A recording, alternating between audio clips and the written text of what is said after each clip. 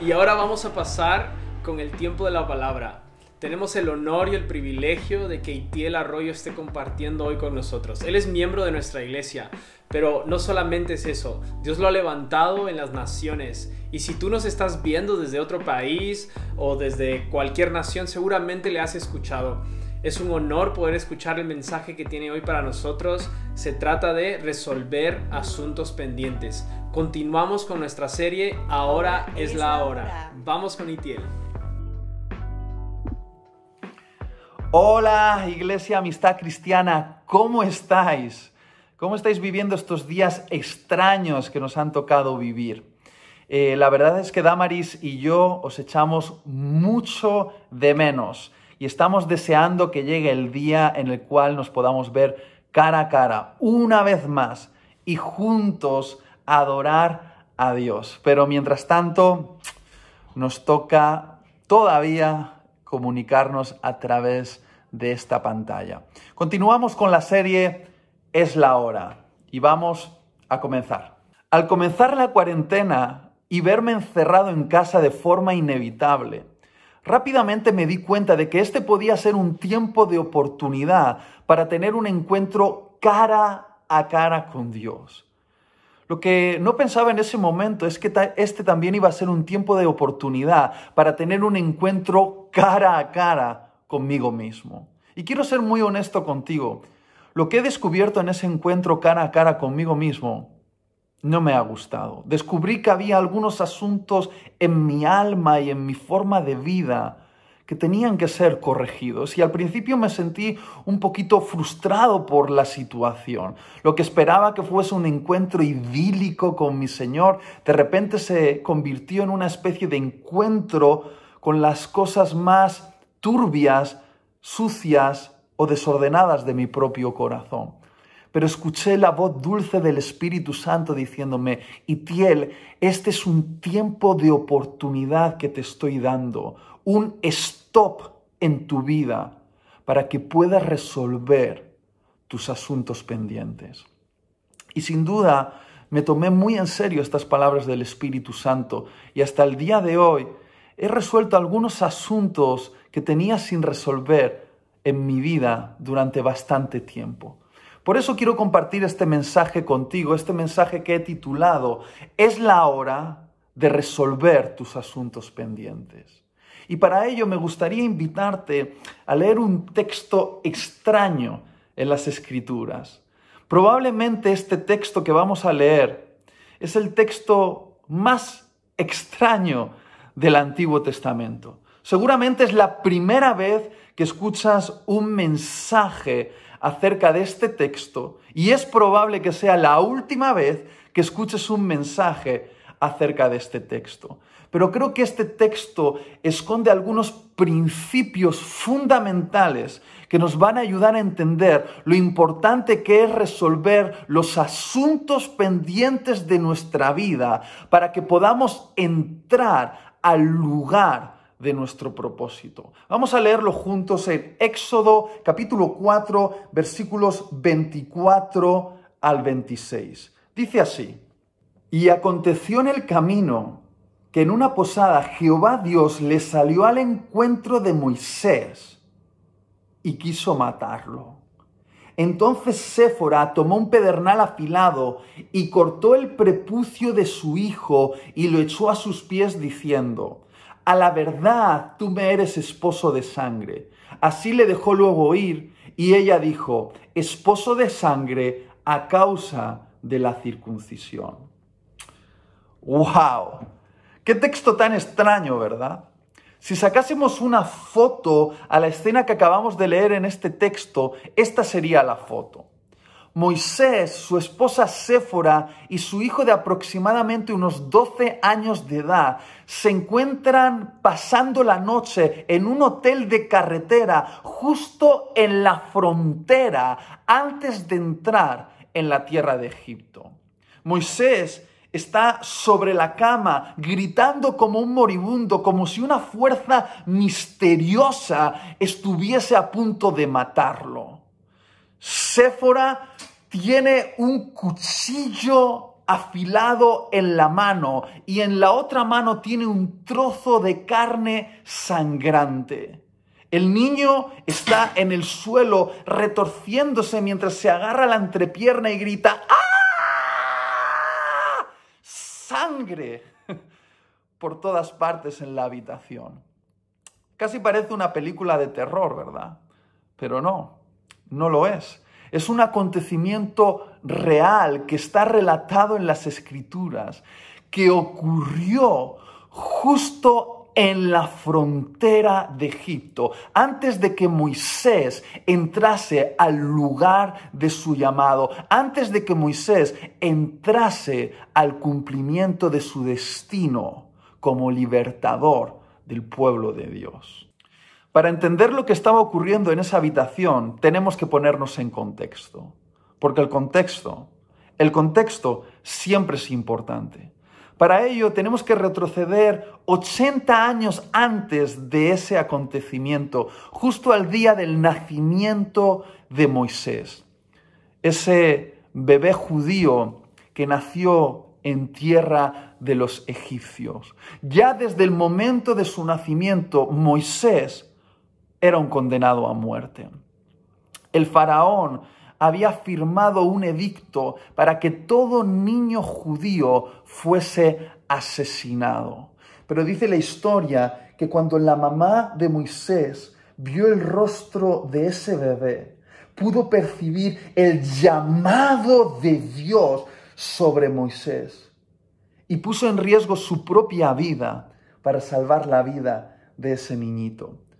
Se acercó al río Nilo y puso al niño en un cesto y dejó que ese cesto fuese llevado por las aguas del río. Pero en realidad no eran las aguas quien llevaban ese cesto hacia su destino. Era la mano de Dios que llevó a Moisés justo hasta ese lugar donde la hija del faraón hacía sus labores. Cuando la hija del faraón vio a ese bebé, algo dentro de su corazón se conmovió y quiso adoptarlo como suyo. Y literalmente ese niñito judío fue criado en el palacio del faraón egipcio. Y durante 40 años Moisés recibió la educación egipcia, que era la educación más alta y desarrollada de la época. Fue educado en todas las artes y ciencias egipcias. Fue educado para convertirse en un príncipe egipcio. Pero algo dentro de Moisés le recordaba que él tenía sangre hebrea. Y había un celo en su corazón por su propio pueblo. Un pueblo que estaba oprimido por el poder de los egipcios, un pueblo que estaba siendo torturado y esclavizado por ese imperio opresor. Y dice la Biblia que en un momento Moisés observó cómo uno de los egipcios estaba maltratando a uno de los hebreos. Y yo me imagino la historia así, creo que el celo del llamado de Dios en Moisés ardió con tanta fuerza en su corazón que Moisés agarró una piedra y se abalanzó contra el egipcio y golpeándole en la cabeza, lo mató. Me imagino que Moisés miró a su izquierda y su derecha para ver si alguien había visto el asesinato e intentó enterrar el cadáver, esconder su delito. Finalmente, como era de esperar, Moisés fue descubierto y Moisés tuvo que huir como un proscrito de la tierra de Egipto. Y quiero hacer un paréntesis aquí porque creo que hay un principio muy importante que no debemos olvidar y es el siguiente: el fin no justifica los medios. Lo voy a volver a decir. El fin no justifica los medios.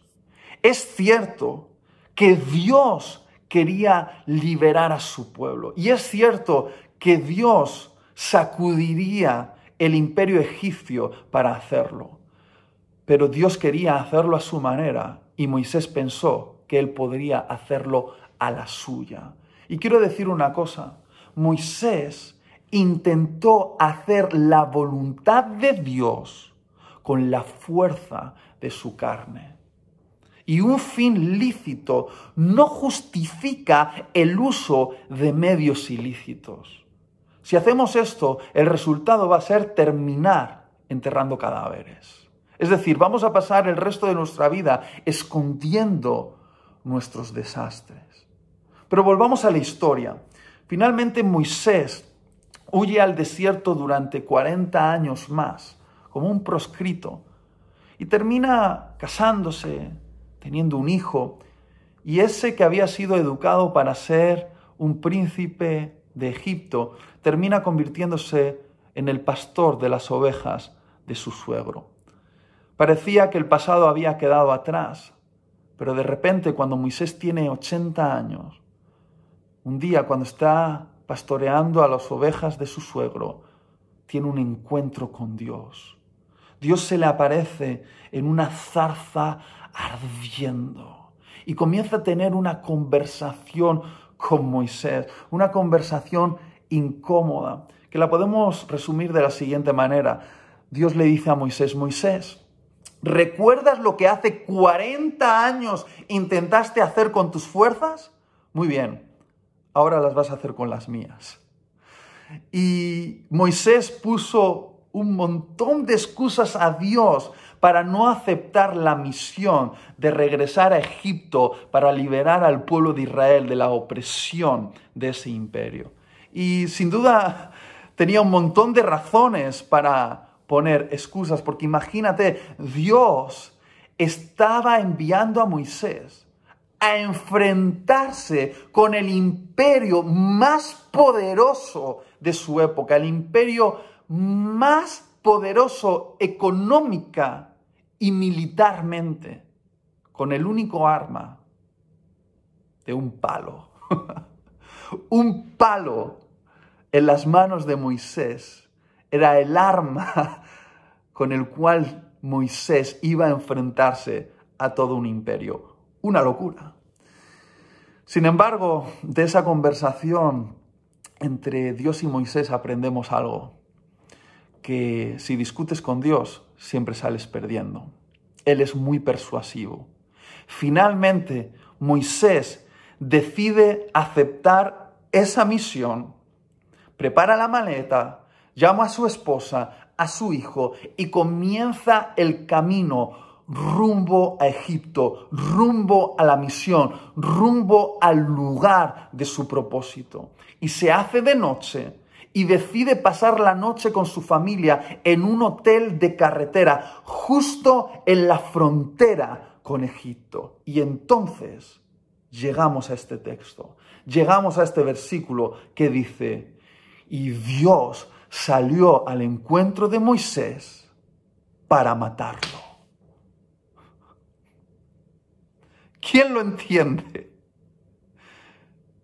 Después de hacer tanto esfuerzo para convencer a Moisés, cuando Moisés va rumbo a cumplir la misión, Dios sale al encuentro de Moisés para matarlo. ¿Por qué? Por favor, préstame toda la atención que te sea posible en los próximos minutos. Porque a través de este mensaje querría dar respuesta a esta pregunta. ¿Por qué Dios querría matar a Moisés si fue Dios quien lo había enviado a Egipto? ¿Por qué? Porque Moisés tenía un asunto pendiente.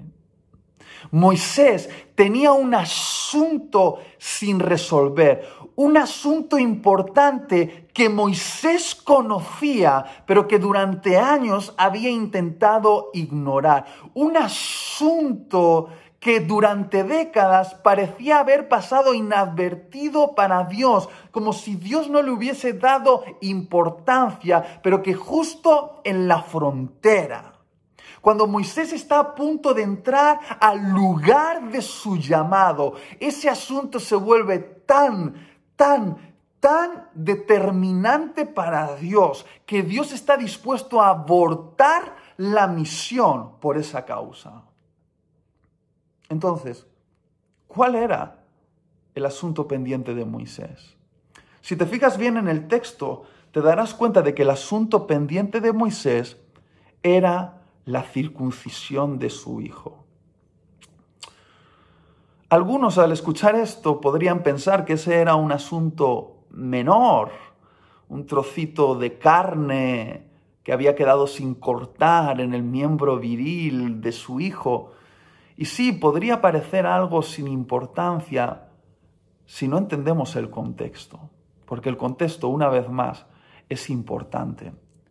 La circuncisión, ese corte en el miembro viril de todo judío, no solo era una marca física en su cuerpo, sino que fue la señal de un pacto entre Dios y el fundador, el patriarca Abraham, el padre de todos los judíos.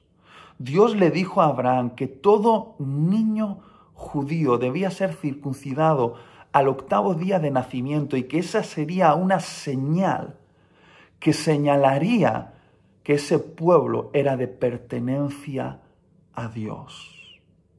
No era solo una marca en el cuerpo, era una marca de propiedad sobre todo un pueblo. Y los hebreos lo sabían. Los hebreos sabían que esa era la marca que designaba la pertenencia a Dios. Y sin embargo Moisés, por alguna razón que no sabemos, no había circuncidado a su hijo. De hecho, los teólogos afirman que probablemente en ese momento el hijo de Moisés tendría aproximadamente unos 12 años de edad. Y por alguna razón que desconocemos, no sabemos si por dejadez, por ofensa, por renuncia a sus raíces, no lo sabemos bien, Moisés no había circuncidado a su hijo. Y durante años, ese asunto, ese trocito de carne en el miembro viril de su hijo parecía haber pasado inadvertido para Dios.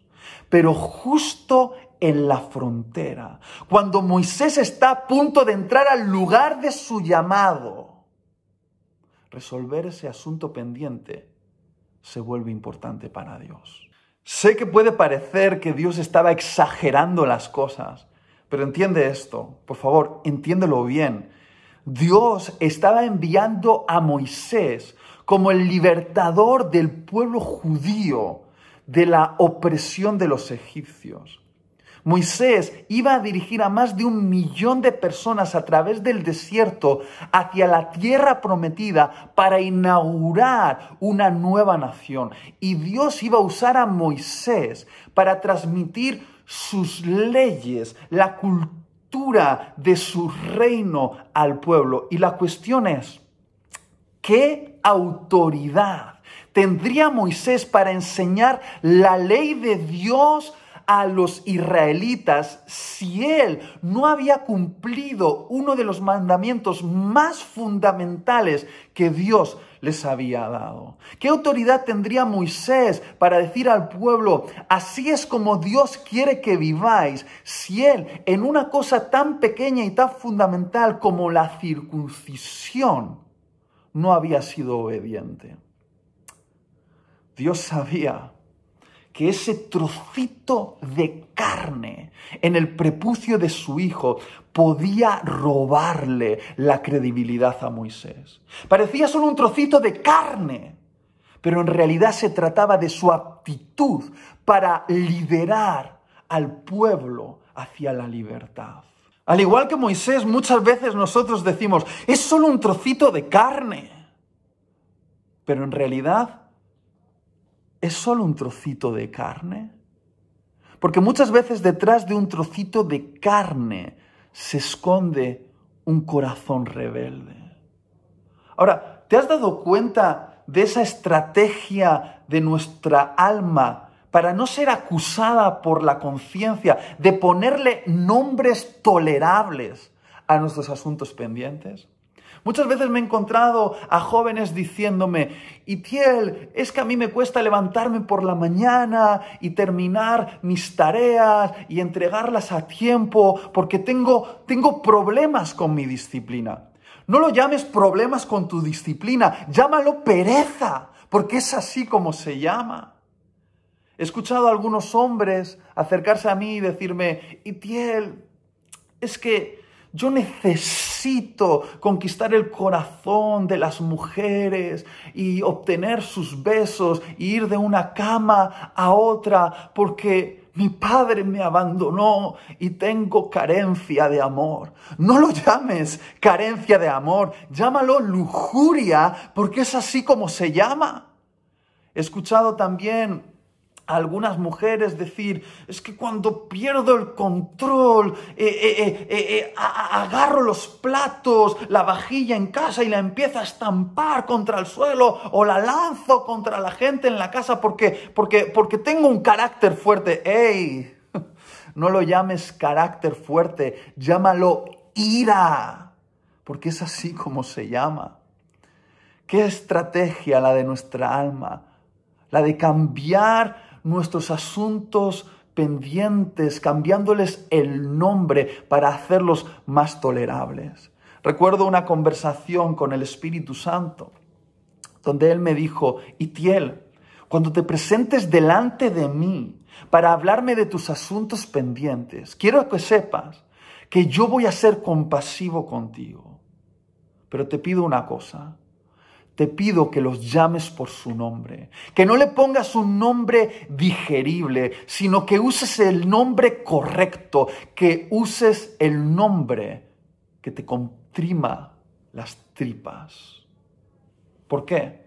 Porque solo hasta que le pongas el nombre correcto a tus asuntos pendientes, podrás tratar con ellos. En el caso de Moisés, parecía solo un trocito de carne, pero en realidad se trataba de desobediencia. Y algunos aquí pueden decirme, ¿cómo que desobediencia? ¿Acaso Moisés no había mostrado sus buenas intenciones a Dios, haciendo sus maletas y yendo rumbo a Egipto? Cierto. Moisés tenía buenas intenciones, pero estaba siendo desobediente a Dios. Y aquí hay un principio que espero que pueda grabarse a fuego en nuestras almas, y es el siguiente: Dios no bendice tus intenciones, Dios bendice tu obediencia. Lo voy a volver a decir: Dios no bendice tus intenciones, Dios bendice tu obediencia. Porque si las buenas intenciones sirviesen de algo, el 1 de enero todos tendríamos mejor salud, una mejor devoción a Dios y más dinero ahorrado en el banco. Pero queridos, todos sabemos que las buenas intenciones no son suficientes. A esas buenas intenciones hay que añadirles una acción, es decir, hay que ir al gimnasio para tener mejor salud, hay que levantarse una hora antes para orar y leer la Biblia, hay que ahorrar dinero y decir no a algunos deseos caprichosos para tener más dinero en el banco. Es decir, las buenas intenciones no producen resultados si no van acompañadas de acciones. Tú no eres lo que dices que vas a hacer, tú eres lo que realmente haces. Y si estás viendo este vídeo, si a través de esta pantalla estás escuchando estas palabras, puede ser que tengas buenas intenciones, estás dedicando 30 minutos más o menos, de tu valioso tiempo para escuchar este mensaje, pero la pregunta es, ¿cuál es el trocito de carne sin cortar en tu vida? Moisés tenía una misión importante que cumplir, pero tenía un asunto sin resolver. Un asunto pendiente que durante años parecía haber pasado inadvertido para Dios, pero que justo en ese momento, cuando Moisés se encuentra en la frontera, cuando Moisés está a punto de entrar al lugar de su llamado, cuando Moisés está a punto de entrar en su destino, cuando Moisés está a punto de entrar a la siguiente etapa en su vida, Dios le dice: Moisés, ha llegado la hora de resolver este asunto pendiente. Y aquí está el principio que deseo compartir contigo a través de este mensaje. Si no puedes recordar mucho de lo que he dicho, pero recuerdas esto, creo que será suficiente. Y es lo siguiente: los asuntos pendientes en tu vida se vuelven en tu mayor freno para alcanzar tu propósito. Porque Dios no te permitirá avanzar de esta etapa en la que te encuentras a la siguiente etapa en tu vida hasta que no resuelvas los asuntos pendientes de tu etapa presente. Es decir, tus asuntos pendientes te bloquean, te anclan, te estancan. Es decir, tus asuntos pendientes te dejan parado, retenido en la frontera de tu llamado. No te dejan avanzar a la siguiente etapa en tu vida espiritual, o en tu vida laboral, o en tu vida familiar, o en tu vida relacional. La diferencia entre aquel que entra en su destino o se queda en la frontera es esta: resolver los asuntos pendientes. Lo sé, enfrentarse a los asuntos pendientes cuesta muchísimo, pero el precio que pagamos al no enfrentarnos a esos asuntos pendientes es mucho mayor. Es el precio de convertirnos en un casi. Y no hay nada peor que el llegar al final de tu vida con un casi.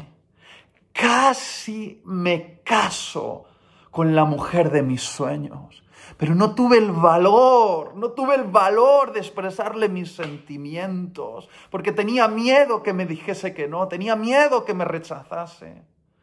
Casi llego a trabajar en el trabajo soñado, pero no me arriesgué a dejar la seguridad económica que me daba este otro trabajo y emprender un camino hacia lo desconocido. Casi hago algo memorable para Dios, pero me venció lo urgente, o la apatía, o la insensatez. Casi. Tus asuntos pendientes pueden hacer que en el epitafio de tu tumba quede escrito casi.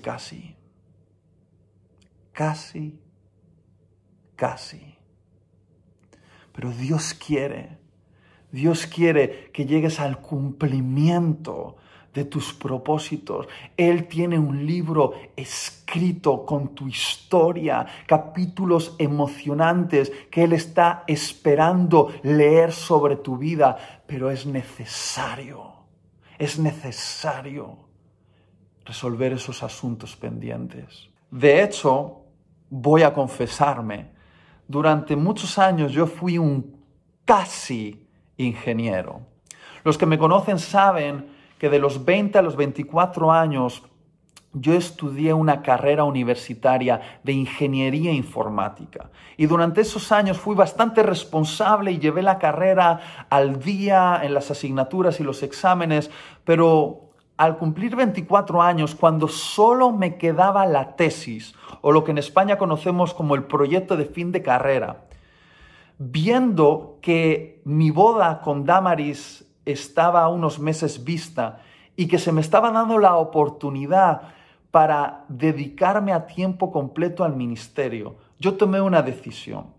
Yo les dije a mis papás y a mi esposa que iba a dedicarme a estas oportunidades que tenía por delante y que iba a dejar el proyecto de fin de carrera aparcado durante unos meses, pero que al poner en orden todo lo demás, terminaría ese proyecto. Sin embargo, los años pasaron, y tan inmerso en la urgencia del ministerio, me olvidé del proyecto de fin de carrera. Hasta que de repente, un día, mi esposa sacó el cuchillo y me dijo: tráeme ese título a casa.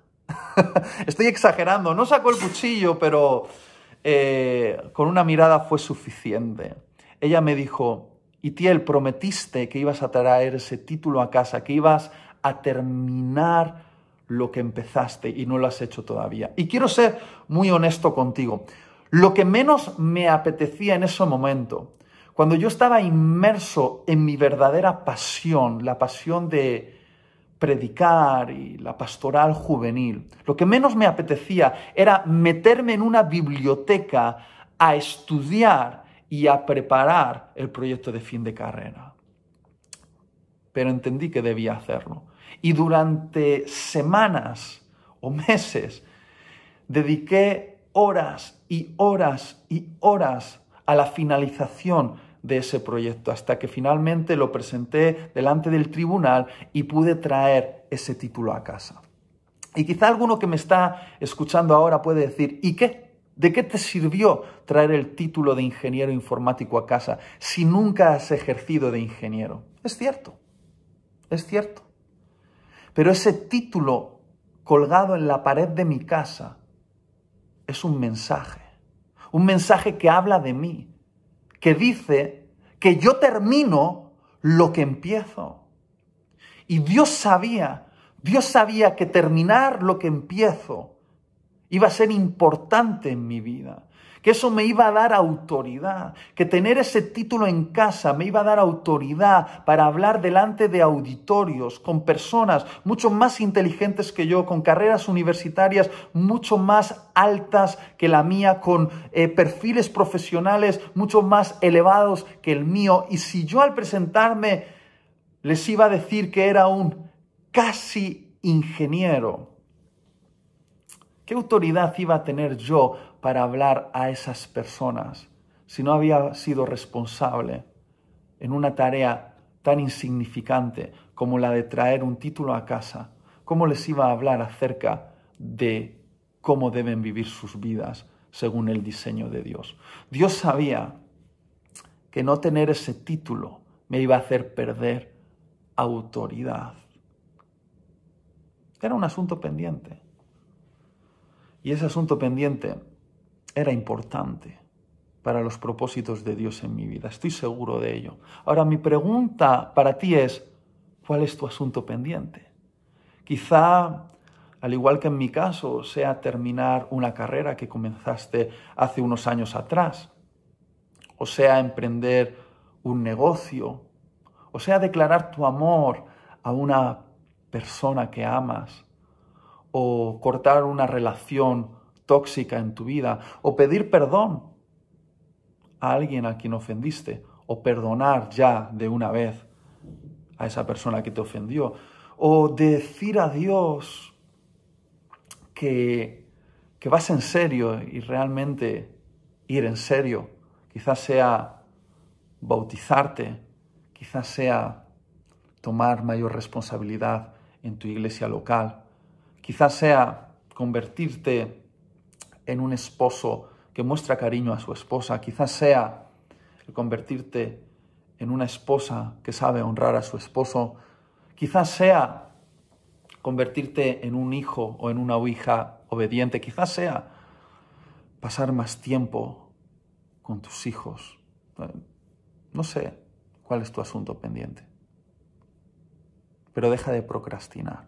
Es curioso que nuestra generación tenga una palabra, por cierto, bastante difícil de pronunciar, para definir ese síndrome que todos nosotros tenemos de postergar las tareas pendientes. Me estoy refiriendo a la palabra procrastinación. Ahora, ¿qué significa procrastinar?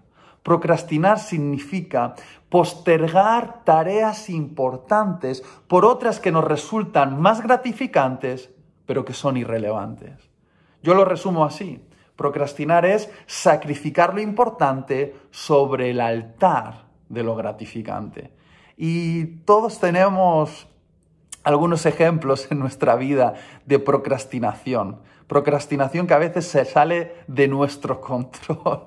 ¿Cuántos nos hemos sentado en una mesa sabiendo que teníamos que preparar un informe importante para nuestro trabajo y hemos terminado navegando por YouTube, terminando viendo una serie de vídeos de cómo hablar con los chimpancés, ¿verdad? ¿O cuántas veces sabías que tenías que enfrentar un asunto importante o hacer un trabajo o, en mi caso, preparar una predicación, pero antes voy a hacerme un café? Y luego me voy a quitar este pelo de la nariz. Y después me voy a cepillar los dientes. Y luego voy a ordenar las camisas por colores. Y si todavía tengo tiempo, quizá ordeno los libros de mi estantería por orden alfabético. La procrastinación. Y voy a ser muy claro contigo, y creo que lo sabes. Procrastinar forma parte de la naturaleza humana. Todos nosotros necesitamos procrastinar. Me atrevo a decir que cierta dosis de procrastinación es saludable para nuestro cerebro. Pero hay que ponerle límites. Hay que ponerle límites porque puede echar a perder nuestro propósito. Porque, ¿qué tal si estamos perdiendo grandes oportunidades por entretenernos en algo tan estúpido como hacer slide infinito en nuestro smartphone? Los psicólogos afirman que aquellos que consiguen vencer la tentación de la procrastinación es porque han descubierto su porqué. Es decir, un porqué que es más poderoso en su corazón que la pereza o la apatía o el miedo o cualquier otra razón.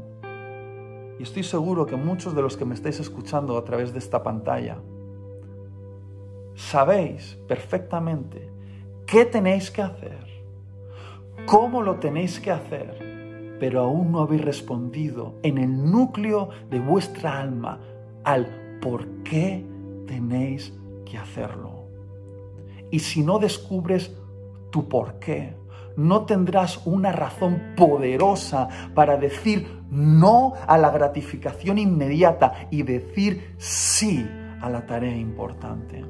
Y quiero terminar este mensaje desafiándote a que encuentres tu por qué. Que le preguntes al Espíritu Santo, ¿cuál es tu por qué? Moisés tenía un porqué. Y tú tienes un porqué.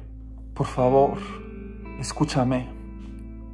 Me gustaría estar ahí contigo, cara a cara, agarrarte de los hombros y mirarte a los ojos para rogarte que encuentres tu porqué.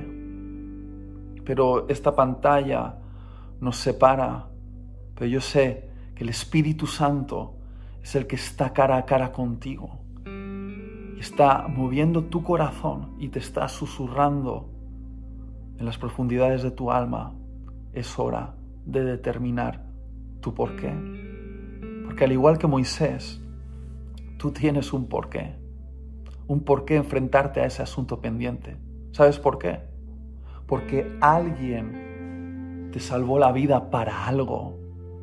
Quizá al igual que Moisés, cuya madre estuvo dispuesta a poner en riesgo su vida para salvar la vida de ese bebé, hubo una madre o una abuela que oró por ti durante años para salvarte la vida, que intercedió a tu favor, que ayunó por ti para que tu vida fuese salvada de ese desastre en el cual estabas metido o metida. Y si no fuese el caso, quiero decirte que a pesar de eso, sí que hubo alguien que intercedió a tu favor para salvarte la vida, clavado en una cruz, sufriendo dolor y vergüenza para salvar tu vida de la muerte. Me estoy refiriendo a Jesús. Ese Jesús que al derramar cada gota de su sangre en esa cruz te estaba diciendo que Él creía que tu porqué merecía el derramamiento de su sangre. Y si no es suficiente para ti, déjame decirte otro porqué. Porque si no resuelves tus asuntos pendientes, tus familiares, tus seres queridos sufren. Al igual que Moisés, al no resolver ese asunto pendiente, puso a su esposa en una posición donde no debía estar, una posición emocional delicada, porque finalmente su esposa tuvo que hacer lo que Moisés debía haber hecho. Su irresponsabilidad puso a su esposa en una posición de conflicto emocional, porque jamás su esposa tendría que haber circuncidado a su hijo, y menos a un hijo que ya era semiadulto. Y ¿sabes qué? Tus asuntos pendientes afectan a tus seres queridos. ¿Por qué? Porque les hacen sufrir. Porque ver que te detienes, que no avanzas, que te estancas, hacen sufrir a tus seres queridos, a tu esposa, a tu esposo, a tus papás, a tus amigos. Y si no es suficiente todavía, ¿por qué? Porque esta vida no es un ensayo. Porque hay fecha de entrega. Porque un día nos vamos a ver cara a cara con Dios. Y nos va a preguntar cómo vivimos nuestra vida. Si dimos honor a su sacrificio y nos atrevimos a alcanzar el propósito que Él había diseñado para nosotros. La responsabilidad de Dios es escribir una historia emocionante en su libro para nosotros. Nuestra responsabilidad es resolver todos los asuntos pendientes para pasar de capítulo en capítulo en capítulo y vivir esa historia. Oro por ti. Señor, te pido que mi hermano o mi hermana, allí donde esté, puedas encontrar ese por qué. ¿Por qué hacerlo? Tú le estás susurrando el por qué. Y ese por qué es suficiente para enfrentarse al dolor que implica resolver ese asunto pendiente. Pero yo sé que al otro lado de la frontera se encuentra la siguiente etapa en su vida, el cumplimiento de su propósito, su destino. Y oro para que sean liberados los destinos proféticos de todos aquellos que están viendo este mensaje. Señor, es la hora, ahora, de resolver los asuntos pendientes. Amén. Muchísimas gracias, Itiel, por esta palabra. Ha sido increíble.